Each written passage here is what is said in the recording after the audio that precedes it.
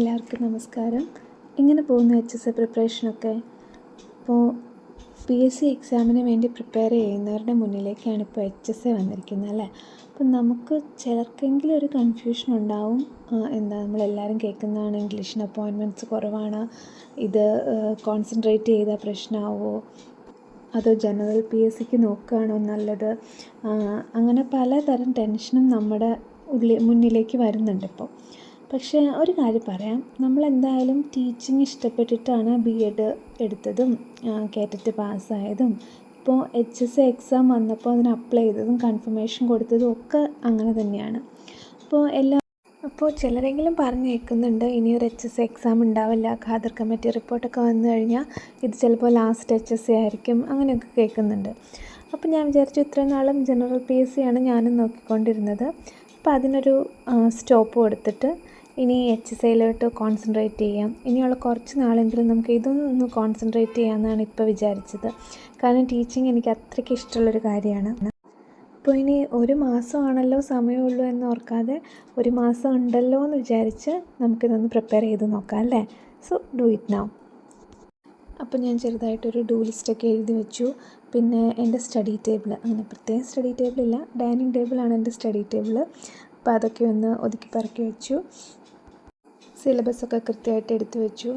Table മുഴുവനും OMR ഷീറ്റും rank ഫയലും എല്ലാം ഇങ്ങനെ തിങ്ങി നിറഞ്ഞ് കിടക്കുമായിരുന്നു. അതൊക്കെ മാറ്റി ആവശ്യമുള്ള കാര്യങ്ങൾ മാത്രം എടുത്തു വെച്ച് നമുക്കൊന്ന് റീസ്റ്റാർട്ട് ചെയ്യാമെന്ന് വിചാരിച്ചു. അപ്പം ഞാനാണ് രാജാവെന്ന് വിചാരിച്ച് നമുക്കൊന്ന് പഠിച്ചു നോക്കാം അല്ലേ. വേർഡ്സ്വർത്തിൻ്റെ ഒരു കോട്ടുണ്ട്, ടു ബിഗിൻ ബിഗിൻ എന്നാണ് ആ കോട്ട്. അപ്പം നമുക്കൊന്ന് ബിഗിൻ ചെയ്ത് നോക്കാം അല്ലേ. അത്യാവശ്യം നോട്ട്സ് ഇപ്പോൾ എഴുതി വെച്ചിട്ടുണ്ട്. അപ്പോൾ ഇനി ഞാൻ വിചാരിച്ചു ഇതുപോലെ ഒരു ഡൂ ലിസ്റ്റ് എഴുതി വെച്ചിട്ട് അതനുസരിച്ചൊന്ന് ഫോളോ ചെയ്യാൻ പറ്റുമെന്നൊന്ന് നോക്കിയതാണ്. അപ്പോൾ ചില ദിവസം എനിക്കതങ്ങ് കംപ്ലീറ്റ് ചെയ്യാൻ പറ്റാറില്ല, പക്ഷേ മാക്സിമം ഞാൻ തീർക്കാൻ ശ്രമിക്കാറുണ്ട്.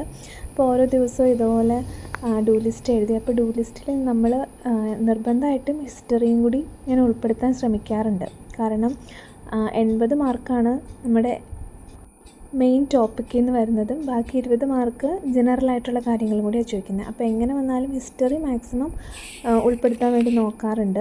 അതുപോലെ തന്നെ ഒരു PYQ കറണ്ട് അഫയേഴ്സും ഒപ്പം എഴുതിയെടുക്കാൻ വേണ്ടി നോക്കാറുണ്ട്. കറണ്ട് അഫയേഴ്സ് എനിക്ക് കുറച്ച് പെൻഡിങ് ആണ്, എന്നാലും ഞാൻ മാക്സിമം തീർക്കാൻ ഇനിയെങ്കിലും നോക്കണം.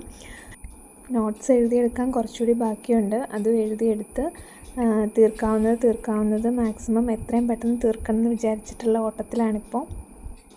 മെയിനായിട്ടുള്ള ഏരിയ പഠിക്കുന്നതിനോട് കൂടെ തന്നെ ഹിസ്റ്ററിയും അതുപോലെ തന്നെ കുറച്ച് വൊക്കാബുലറി അല്ലെങ്കിൽ ഗ്രാമർ പോർഷൻസ് ഇതും കൂടി കവർ ചെയ്യാൻ നോക്കാറുണ്ട്.